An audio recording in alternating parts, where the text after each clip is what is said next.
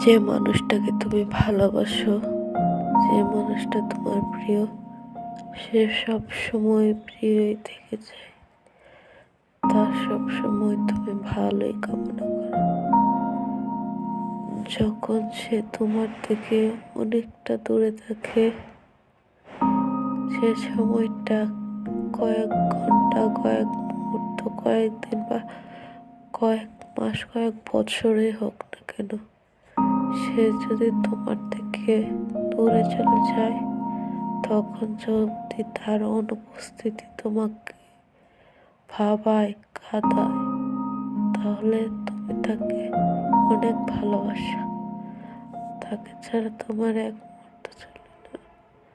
সব সময় কাছে থাকলে মারামারি, ঝগড়া, কাটাকাটি, নানা ধরনের বিবাদ থাকার পরও একটা মানুষ যখন তোমার থেকে দূরে চলে যায়, তখন যদি তাকে তুমি মিস করো, তাকে সত্যিকার অর্থে ভালোবাসো।